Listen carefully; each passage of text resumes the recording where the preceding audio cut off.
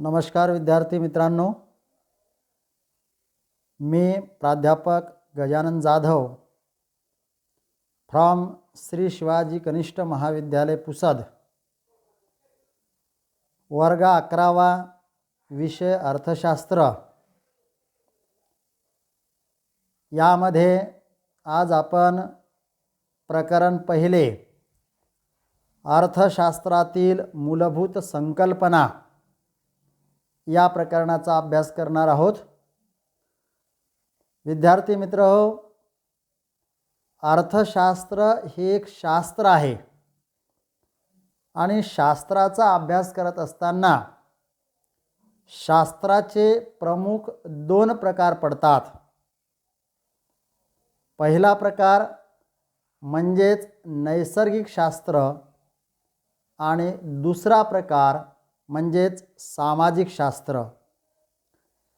नैसर्गिक शास्त्र कशाला म्हटलं जातं तर ज्या शास्त्रातील नियमांना वैश्विक मान्यता असते आणि या नियमांची सत्यता बंदिस्त प्रयोगशाळेत पडताळून पाहता येते, त्या शास्त्राला नैसर्गिक शास्त्र असे म्हणतात।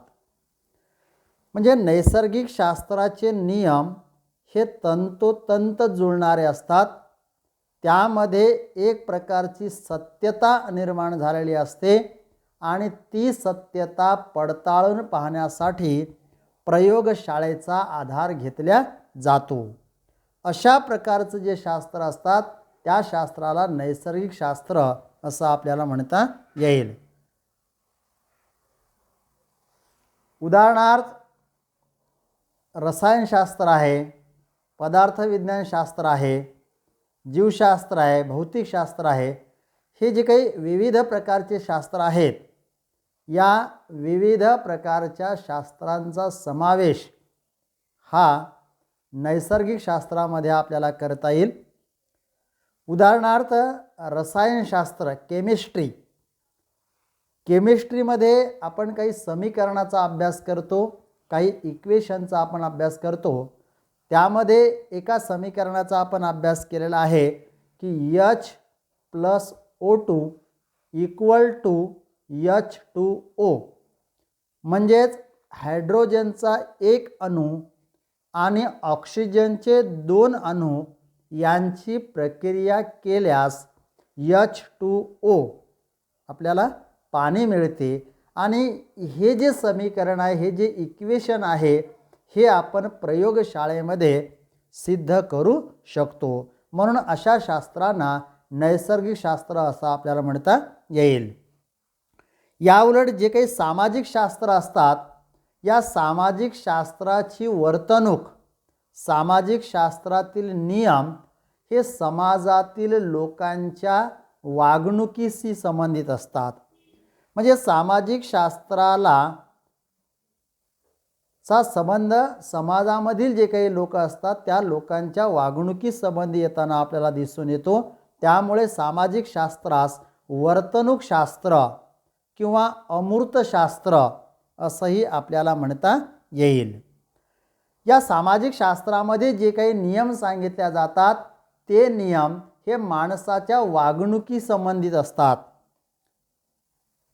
साहजिकच परिणामाने या नियमांचं कोणत्याही प्रयोगशाळेमध्ये आपल्याला त्याची चाचणी घेता येत नाही, कोणतीही प्रयोगशाळा त्याच्यासाठी उपलब्ध नसते। तर समाजातील लोकांची वर्तणूक कशा प्रकारची आहे, समाजाचा अंतरंग कशा प्रकारचा आहे, त्याच्याशी निगडित या सामाजिक शास्त्रामध्ये विविध प्रकारचा अभ्यास सांगितला जातो। या सामाजिक शास्त्रामध्ये काही नियम या ठिकाणी सांगितले जातात। हे शास्त्राच्या दोन प्रकाराचा विचार केला असताना आपल्याला असं म्हणता येईल की ज्या अर्थशास्त्राचा आपल्याला अभ्यास करायचा आहे त्या अर्थशास्त्राला सामाजिक शास्त्र असे म्हणतात।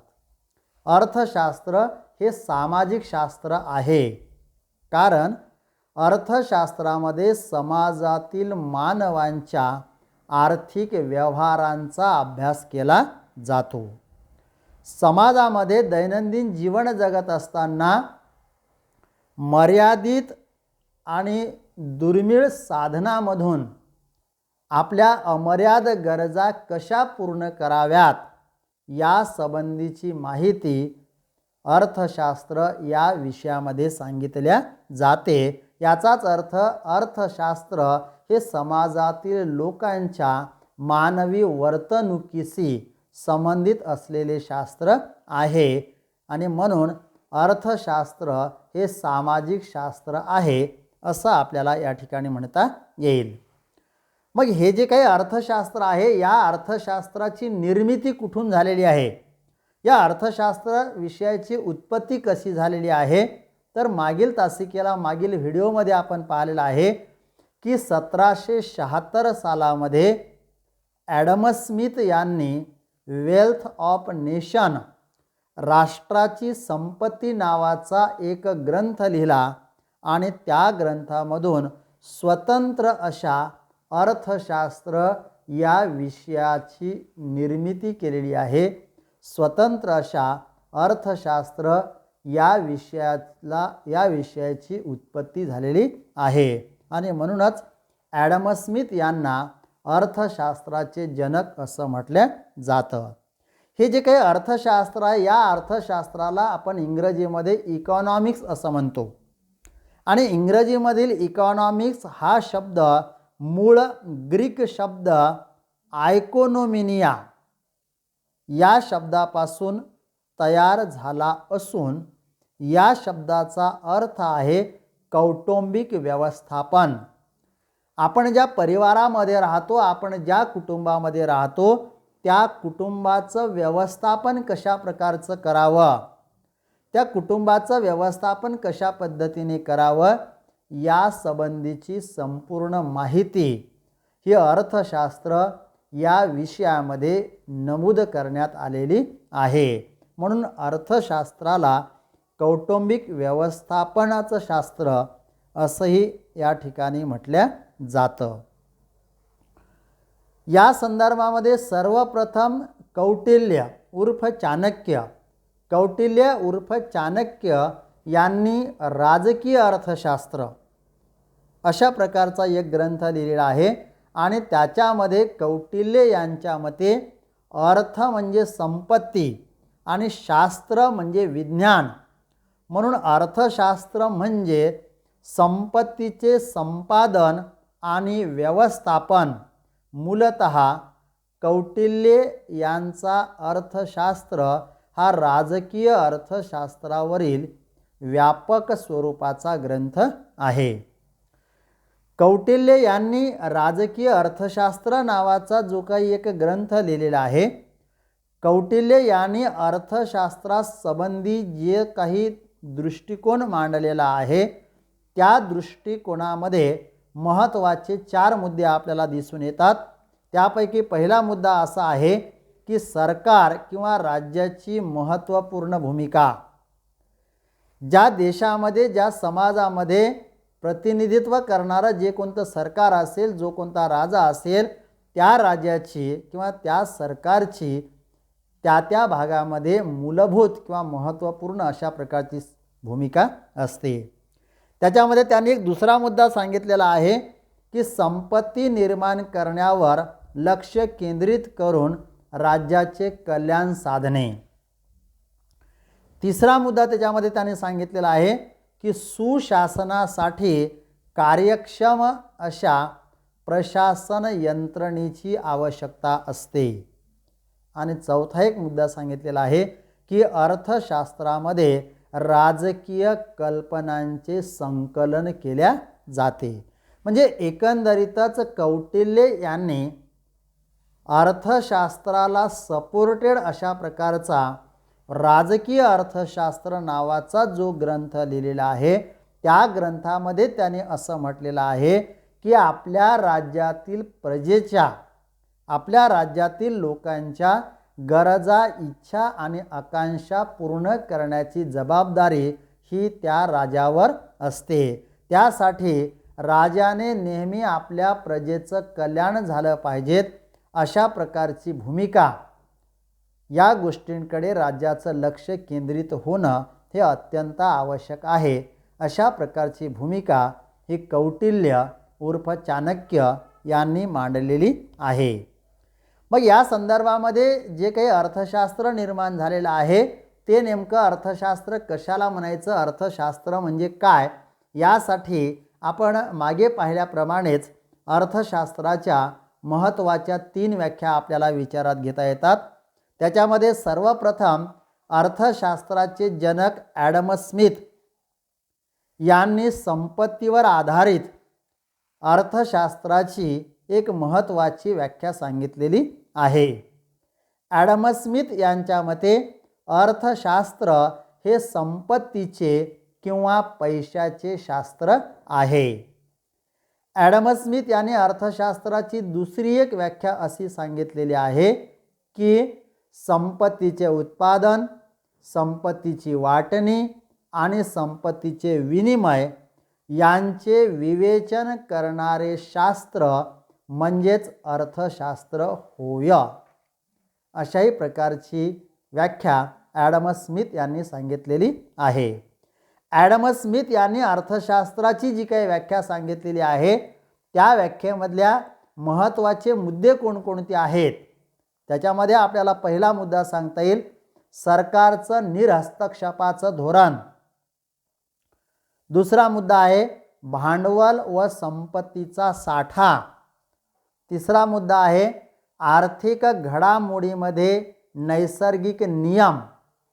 आणि चौथा मुद्दा आहे वृद्धीच्या सिद्धांतामध्ये श्रम विभाजन या विशिष्ट पैलूला महत्त्व। म्हणजे ॲडम स्मिथ यांनी अर्थशास्त्राची ही जी काही व्याख्या सांगितलेली आहे त्या व्याख्येमध्ये या महत्त्वाच्या 4 मुद्द्यांवर त्यांनी भर दिलेला आहे आणि एकंदरीतच संपत्तीवर आधारित ॲडम स्मिथ यांनी अर्थशास्त्राची ही एक व्याख्या सांगितलेली आहे। ॲडम स्मिथ यांच्या नंतरच्या काळामध्ये प्राध्यापक डॉक्टर अल्फ्रेड मार्शल यांनी 1890 सालामध्ये प्रिन्सिपल्स ऑफ इकॉनॉमिक्स म्हणजे अर्थशास्त्राचे मूलतत्वे नावाचा एक ग्रंथ लिहिलेला आहे आणि त्या ग्रंथामध्ये डॉक्टर मार्शल यांनी मानवी कल्याणावर आधारित मानवी कल्याणावर विशेष भर देऊन अर्थशास्त्राची एक व्याख्या सांगितलेली आहे। डॉक्टर मार्शल यांनी आपल्या व्याख्येमध्ये असं म्हटलेलं आहे की जीवनाच्या सामान्य व्यवहारात गुंतलेल्या मानवी समाजाचा अभ्यास करणारे शास्त्र म्हणजेच अर्थशास्त्र होय। मार्शल यांच्या व्याख्येमध्ये काही महत्त्वाचे मुद्दे आलेले आहेत। त्यामध्ये पहिला मुद्दा आपल्याला सांगता येईल अर्थशास्त्र म्हणजे सामान्य माणसाचा अभ्यास। दुसरा मुद्दा आहे अर्थशास्त्र म्हणजे आर्थिक वर्तनाचे शास्त्र। तिसरा मुद्दा अर्थशास्त्र म्हणजे भौतिक कल्याणाचा अभ्यास। आणि चौथा मुद्दा त्यांनी सांगितलेला आहे की अर्थशास्त्र केवळ संपत्तीचा अभ्यास करीत नसून तो मानवी कल्याणाचा अभ्यास करत असतो। हे 4 मुद्दे मार्शल यांच्या व्याख्येवरून आपल्याला या ठिकाणी सांगता येतील। त्याच्यानंतर आपण अर्थशास्त्राची एक महत्त्वाची व्याख्या पाहिली होती की जी व्याख्या भूतकाळ, वर्तमान काळ आणि भविष्यकाळ या 3ही काळामध्ये उपयुक्त पडेल अशा प्रकारची अर्थशास्त्राची व्याख्या मांडण्याचं काम हे प्राध्यापक लिओनेल रॉबिन्स यांनी केलेलं आहे। प्राध्यापक लिओनेल रॉबिन्स यांनी 1932 सालामध्ये nature and significance of economics म्हणजे अर्थशास्त्राचे स्वरूप आणि महत्त्व नावाचा एक ग्रंथ लिहिलेला आहे आणि त्या ग्रंथामध्ये साधनाच्या दुर्मिळतेवर आधारित अर्थशास्त्राची जगमान्य आणि लोकप्रिय अशा प्रकारची एक व्याख्या सांगितलेली आहे. प्राध्यापक रॉबिन्स यांच्या मते अमर्याद गरजा आणि मर्यादित परंतु पर्यायी उपयोगाची दुर्मिळ साधने यांचा मेळ घालण्याच्या हेतूने होणाऱ्या मानवी वर्तणुकीचा अभ्यास करणारे शास्त्र म्हणजेच अर्थशास्त्र होय.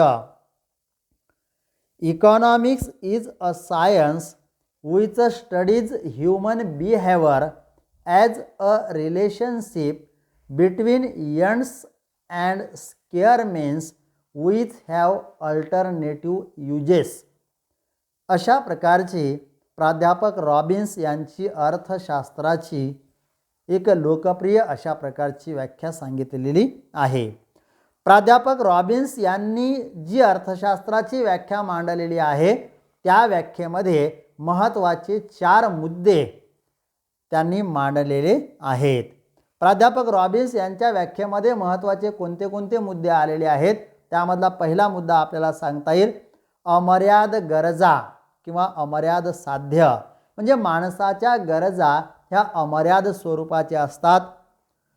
दुसरा मुद्दा आलेला आहे ह्या गरजा पूर्ण करण्यासाठी लागणारे साधन मात्र मर्यादित स्वरूपाचे असतात. आणि तिसरा मुद्दा गरजांचा प्राधान्यक्रम.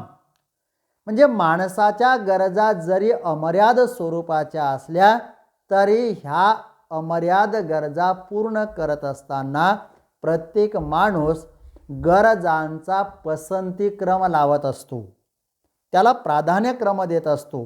म्हणजे जी गरज अत्यंत महत्त्वाची असेल ती गरज पहिल्यांदा पूर्ण केली जाते, त्यानंतर दुसरी गरज, त्यानंतर तिसरी गरज. म्हणजे अशा प्रकारचा गरजांना प्राधान्यक्रम दिला जातो. आणि चौथा मुद्दा याच्यामध्ये सांगितलेला आहे साधनांचे पर्यायी उपयोग. आपल्या गरजा पूर्ण करण्यासाठी जे काही साधनं असतात ते साधनं पर्यायी उपयोगाची असतात. म्हणजे एका साधनाचा एका वेळी एकदाच वापर करता येतो. अशा प्रकारचे हे 4 मुद्दे अमर्याद गरजा, मर्यादित साधने, गरजांचा प्राधान्यक्रम आणि साधनांचे पर्यायी उपयोग हे 4 मुद्दे रॉबिन्स यांच्या व्याख्येमध्ये आलेले आहेत असं आपल्याला म्हणता येईल. आपण मागच्या तासिकेमध्ये पुढे जाऊन असं म्हटलं होतं की अशा प्रकारचं हे जे काही अर्थशास्त्र निर्माण झालेलं आहे त्या अर्थशास्त्राचा मुख्य अभ्यास विषय आहे मानवाचे आर्थिक व्यवहार. समाजामध्ये असलेला मानव जे काही आर्थिक व्यवहार करत असतो ते आर्थिक व्यवहार कशा पद्धतीने करावेत या संबंधी माहिती सांगणारं जे शास्त्र आहे त्या शास्त्राला अर्थशास्त्र असे म्हणतात. म्हणजे मानवाचा आर्थिक व्यवहार हा अर्थशास्त्राचा मुख्य अभ्यास विषय आहे.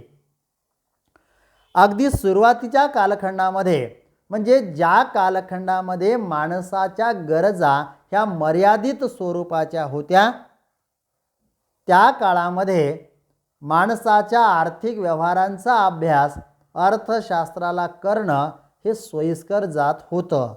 परंतु काळाच्या प्रवाहामध्ये, काळाच्या ओघामध्ये संपूर्ण जगाची लोकसंख्या जसजशी वाढत गेलेली आहे तसतसा या वाढत्या लोकांच्या वाढत्या आर्थिक व्यवहारांचा अभ्यास करणे हे मुख्य अर्थशास्त्र या विषयाला अवघड जाऊ लागलं, या विषयाला कठीण जाऊ लागलं. त्यामुळे अभ्यास करण्याच्या दृष्टीने सोपं व्हावं यासाठी मुख्य अर्थशास्त्राच्या 2 ज्ञानशाखा निर्माण करण्यात आलेल्या आहेत, 2 ज्ञानशाखा तयार करण्यात आलेल्या आहेत. ह्या 2 ज्ञानशाखा मुख्य अर्थशास्त्राच्या ह्या 2 ज्ञानशाखा कोणकोणत्या प्रकारच्या आहेत तर त्यामध्ये पहिली ज्ञानशाखा आपल्याला सांगता येईल, तिचं नाव आहे सूक्ष्म अर्थशास्त्र. आणि दुसरी ज्ञानशाखा आहे, तिचं नाव आहे स्थूल अर्थशास्त्र. सूक्ष्म अर्थशास्त्र आणि स्थूल अर्थशास्त्र ह्या मुख्य अर्थशास्त्राच्या दोन ज्ञानशाखा आहेत. ह्या मुख्य अर्थशास्त्राच्या दोन वेगवेगळ्या संकल्पना आहेत. सूक्ष्म अर्थशास्त्र आणि स्थूल अर्थशास्त्र ह्या दोनही संकल्पनेचा अर्थशास्त्रामध्ये सर्वप्रथम वापर करण्याचं काम हे 1933 सालामध्ये अमेरिकेतील ओस्लो विद्यापीठाचे प्राध्यापक रॅग्नर फ्रिश यांनी केलेलं आहे. म्हणजे रॅग्नर फ्रिश यांनी 1933 सालामध्ये सूक्ष्म अर्थशास्त्र आणि स्थूल अर्थशास्त्र अशा प्रकारच्या अर्थशास्त्राच्या दोन शाखा, दोन संकल्पना निर्माण केलेल्या आहेत आणि त्याचा वापर हा अर्थशास्त्रामध्ये केलेला आहे. सूक्ष्म अर्थशास्त्र आणि स्थूल अर्थशास्त्र, की ज्याला आपण micro economics and macro economics असं आपण म्हणतो. हे मॅक्रो इकॉनॉमिक्स आणि मायक्रो इकॉनॉमिक्स हे दोनही शब्द ग्रीक भाषेमधून आलेले आहेत. मग यामध्ये ह्या जे काही दोन संकल्पना निर्माण झालेल्या आहेत, त्या दोनही संकल्पनेचा आपल्याला या प्रकरणामध्ये अभ्यास करावयाचा आहे. त्यामध्ये अर्थशास्त्राची जी पहिली शाखा आहे त्याला आपण म्हटलेलं आहे सूक्ष्म अर्थशास्त्र. सूक्ष्म अर्थशास्त्र, सूक्ष्म अर्थशास्त्रालाच इंग्रजीमध्ये मायक्रो इकॉनॉमिक्स असे म्हणतात. त्यालाच अंशलक्षी अर्थशास्त्र असे म्हणतात. त्यालाच एकलक्ष अर्थशास्त्र असे म्हणतात. त्यालाच वेष्टी अर्थशास्त्र असेही म्हणतात. या वेगवेगळ्या प्रकारचे नावाने सूक्ष्म अर्थशास्त्र ही शाखा ओळखल्या जाते. मुळातच सूक्ष्म म्हणजे लहान.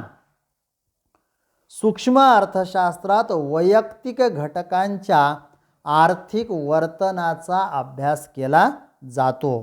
उदाहरणार्थ, वैयक्तिक स्वरूपाचं एखादं कुटुंब, एखादा कामगार, एखादी उद्योग संस्था, एखादी फर्म, वैयक्तिक वेतन, वैयक्तिक उत्पन्न, अशा प्रकारच्या अर्थव्यवस्थेमधील लहान घटकांचा, सूक्ष्म घटकांचा अभ्यास या सूक्ष्म अर्थशास्त्रामध्ये केला जातो. प्राध्यापक केनेथ बोल्डिंग यांनी सूक्ष्म अर्थशास्त्राची एक व्याख्या सांगितलेली आहे. प्राध्यापक केनेथ बोल्डिंग यांच्या मते विशिष्ट उत्पादन संस्था, विशिष्ट कुटुंब, वैयक्तिक किंमत, वेतन, उत्पन्न, वैयक्तिक उद्योग आणि विशिष्ट वस्तूंचा अभ्यास करणारे शास्त्र म्हणजे सूक्ष्म अर्थशास्त्र होय. या व्याख्येवरून आपल्याला असं म्हणता येईल की अर्थव्यवस्थेमध्ये जे काही विविध स्वरूपाचे घटक असतात, त्या अर्थव्यवस्थेमधील विविध घटकांमधून लहानात लहान अशा घटकांची स्वतंत्रपणे निवड करून त्या घटकांचा अभ्यास करणे हा सूक्ष्म अर्थशास्त्राचा मुख्य अभ्यास विषय आहे. समाजामध्ये अनेक प्रकारचे कुटुंब असतात. त्या अनेक कुटुंबापैकी एका कुटुंबाची निवड करणे, संपूर्ण वर्गामधील अनेक विद्यार्थ्यांपैकी एका विद्यार्थ्याची निवड करणे, संपूर्ण जंगलामधून अनेक झाडांपैकी केवळ एका झाडाची निवड करून त्याचा अभ्यास करणे, हा या सूक्ष्म अर्थशास्त्राचा अभ्यास विषय आहे असं आपल्याला या ठिकाणी म्हणता येईल. म्हणजे सूक्ष्म अर्थशास्त्र हे अर्थव्यवस्थेमधील लहानात लहान घटकांचा अभ्यास करणारे शास्त्र आहे. अर्थव्यवस्थेमधील लहानात लहान घटकाची स्वतंत्रपणे निवड करून त्याचा अभ्यास या शास्त्रामध्ये केला जातो. उदाहरणार्थ कोणत्या कोणत्या घटकांचा या शास्त्रामध्ये अभ्यास केला जातो तर विशिष्ट उत्पादन संस्था असेल, विशिष्ट कुटुंब असेल, वैयक्तिक एका माणसाने खरेदी केलेल्या वस्तूची किंमत असेल, एका माणसाचं वेतन असेल, एका माणसाचं उत्पन्न असेल किंवा विशिष्ट प्रकारची एखादी वस्तू असेल, अशा प्रकारच्या लहानात लहान घटकांचा अभ्यास या सूक्ष्म अर्थशास्त्रामध्ये केला जातो असं आपल्याला या ठिकाणी म्हणता येईल. अशा पद्धतीनं या ठिकाणी या प्रकरणाचा आढावा घेत असताना अर्थशास्त्रामधील मूलभूत संकल्पनांचा अभ्यास करत असताना या शास्त्राबद्दलची ही काही म्हणजे प्रास्ताविक स्वरूपाची किंवा एक पार्श्वभूमी स्वरूपाची काही माहिती आपल्याला या ठिकाणी विचारात घेता येईल. आपण पुढील तासिकेमध्ये जे सूक्ष्म अर्थशास्त्र पाहिलेलं आहे त्या सूक्ष्म अर्थशास्त्राच्या मूलभूत संकल्पना कोणकोणत्या स्वरूपाच्या आहेत त्या संकल्पनेचा अभ्यास आपण करणार आहोत. तोपर्यंत आज आपण आजच्या तासिकेमध्ये महत्त्वाचं आपण काय काय पाहिलेलं आहे तर अर्थशास्त्रामधील मूलभूत संकल्पनेचा अभ्यास करत असताना अर्थशास्त्र हे एक सामाजिक शास्त्र आहे. अर्थशास्त्राच्या विविध अर्थतज्ञांनी केलेल्या व्याख्या आणि अर्थशास्त्राच्या सूक्ष्म अर्थशास्त्र आणि स्थूल अर्थशास्त्र ह्या दोन महत्त्वाच्या शाखा निर्माण झालेल्या आहेत. अशा प्रकारची माहिती आज आपण या ठिकाणी पाहिलेली आहे. आपण आज या ठिकाणी थांबूयात. धन्यवाद.